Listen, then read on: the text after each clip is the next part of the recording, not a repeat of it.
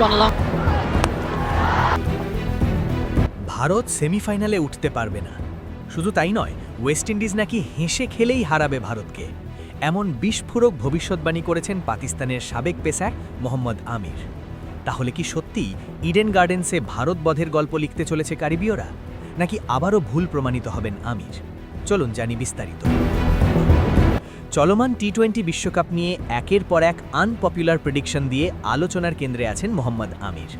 আগেই তিনি দাবি করেছিলেন ভারত ভালো দল হলেও এবারের বিশ্বকাপে সেমিফাইনালে উঠতে পারবে না। সেই বক্তব্যে বেশ সমালোচনার ঝড় উঠেছিল।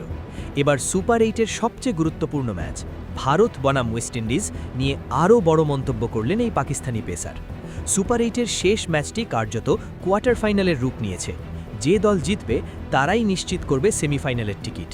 তবে আমিরের বিশ্বাস এই ম্যাচে ভারত হেরে যাবে। তার মতে ওয়েস্ট ইন্ডিজ সহজেই জয় তুলে নেবে।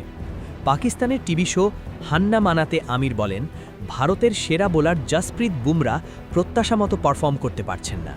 জিম্বাবুয়ের বিপক্ষে ভারতীয় বোলাররা 184 রান হজম করেছে, যা নিয়ে প্রশ্ন তুলেছেন তিনি। অন্যদিকে ওয়েস্ট ইন্ডিজের লড়াকু মানসিকতার প্রশংসা করেন আমির।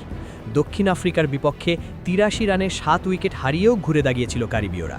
সেই ম্যাচে জেসন হোল্ডার ও রোমারিও শেফার্ডের 89 রানের জুটি দলকে লড়াইয়ের পুঁজি এনে দেয়। শেফার্ড করেন 50 আর হোল্ডার থামেন 49 রানে। এই ঘুরে দাঁড়ানোর ক্ষমতাই ভারতকে হারাতে যথেষ্ট বলে মনে করছেন আমির। টি-20 বিশ্বকাপে কলকাতার ইডেন গার্ডেন্স মাঠে এখনও পর্যন্ত 3 ম্যাচ খেলে অপরাজিত ওয়েস্ট ইন্ডিজ। সবচেয়ে স্মরণীয় মুহূর্ত 2016 সালের ফাইনাল। সেই ম্যাচে কার্লোস ব্রাথওয়েট শেষ ওভারে বেন স্টোকসকে টানা 4 ছক্কা হাঁকিয়ে বিশ্বকাপ জিতিয়েছিলেন কারিবীয়দের। ইতিহাস তাই ওয়েস্ট ইন্ডিজের পক্ষেই কথা বলছে। এবারও কি ইডেন গার্ডেন্সে লেখা হবে নতুন ইতিহাস, নাকি ভারতের তারকারা সমালোচনার জবাব দেবে ব্যাট ও বলে? মোহাম্মদ আমিরের ভবিষ্যৎবাণী কি সত্যি হবে, নাকি আবারও ভুল প্রমাণিত হবেন তিনি? সব প্রশ্নের উত্তর মিলবে মাঠেই।